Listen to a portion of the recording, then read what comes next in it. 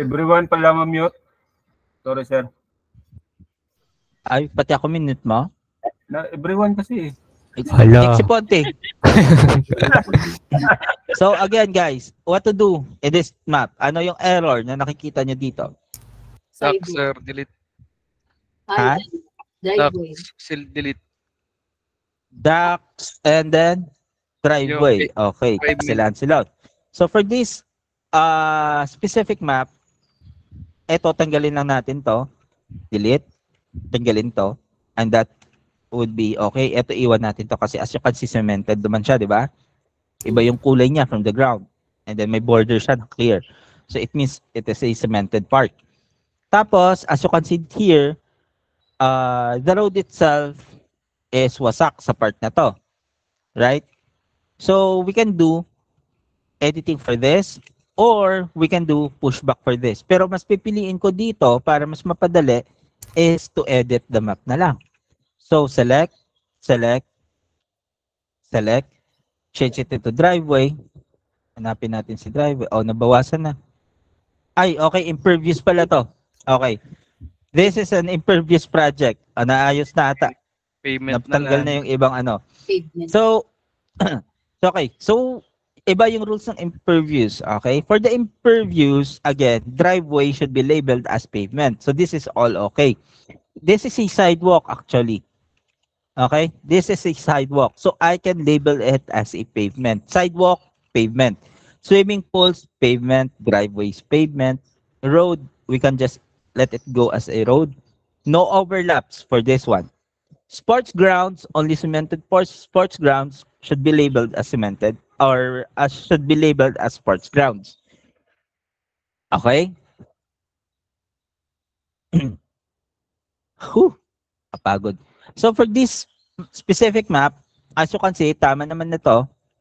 Kulang lang siya ng road sa gitna, tapos yung road niya dito sa gilid. So tingin ko kaya natin itong i-edit less than 20 seconds. So in that sense, tapos na ako.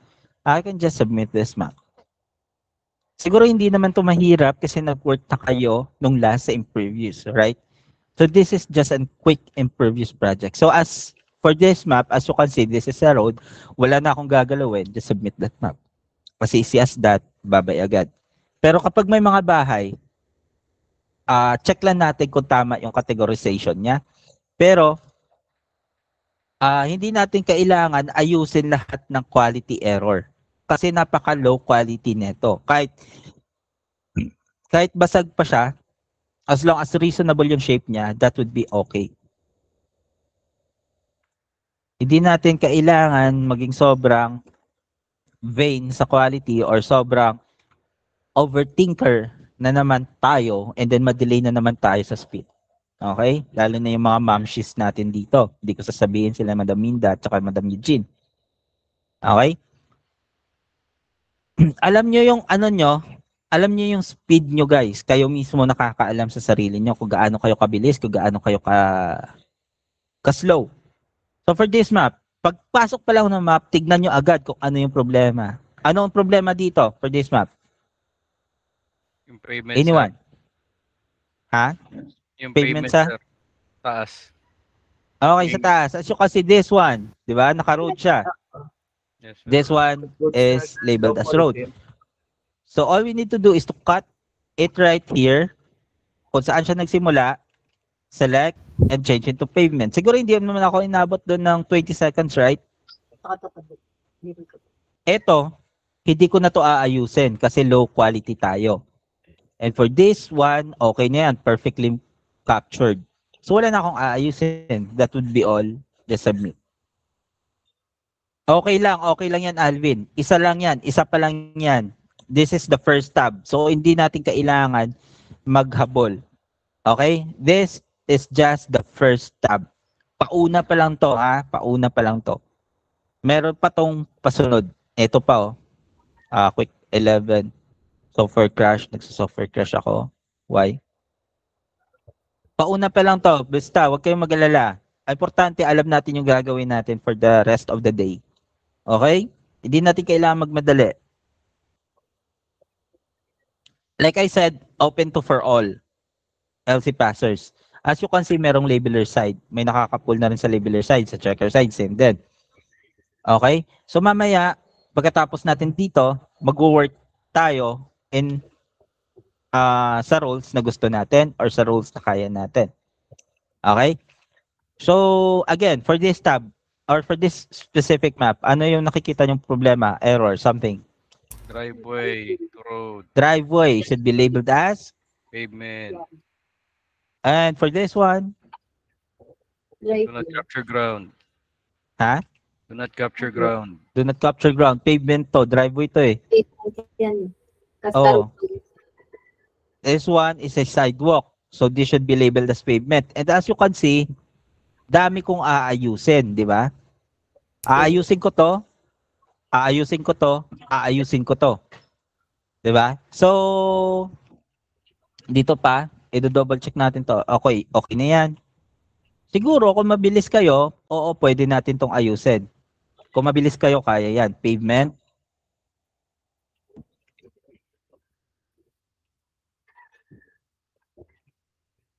Pavement.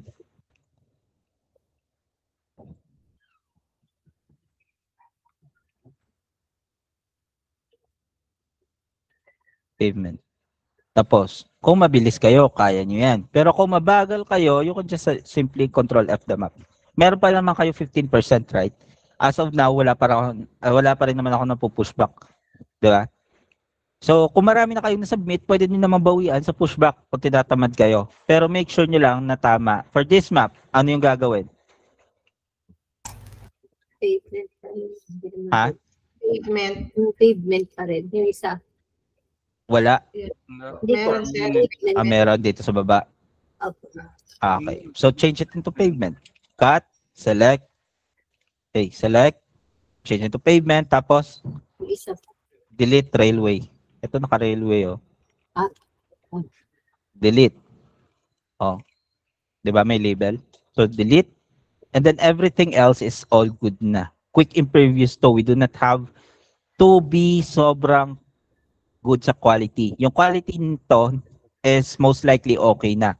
Yung gagawin na lang natin is to find out kung asan yung maling maling attribute. So for this map, ano to? Ayun. Railway. So ano yung magandang decision dito? Control F. Okay. Automatic control F for this one. Control F. Oo, kasi sobrang dami mahirap na to gawin, di ba? Railway, tapos i-overlap mo pa dyan. Sobrang dami ng cheche-boreche. So control F. Huwag tayo magtagal sa map. Okay? So pull pa tayo ulit kasi may cache pa to. So for this map, for this specific map, okay na to. Hindi ko na to gagalawin. Ito lang oh. So kasi kahit hindi ako mag-zoom in, makikita ko yung error, di ba? Kahit hindi kayo nag-zoom in, makikita nyo yung error. As you can see, ito naka-road. Palitan na natin ng pavement.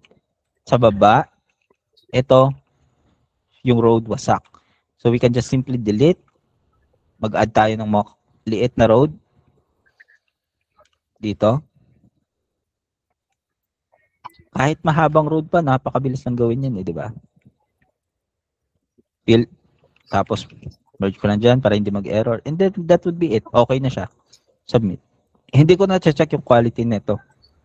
Nasa taas. Kasi napaka-low quality natin. Okay? So, again, kung kaya nyo i-edit, edit nyo na lang. Most likely, mag-change lang kayo, cut, and then change lang kayo ng attribute. And then, that would be fine. Okay? Okay. So, hindi ko nasasayangin yung oras nyo kasi si Alvin parang sinisilyaban na yung put niya para sa task. Alam na rin naman niyo, alam niyo na rin naman yung speed requirements.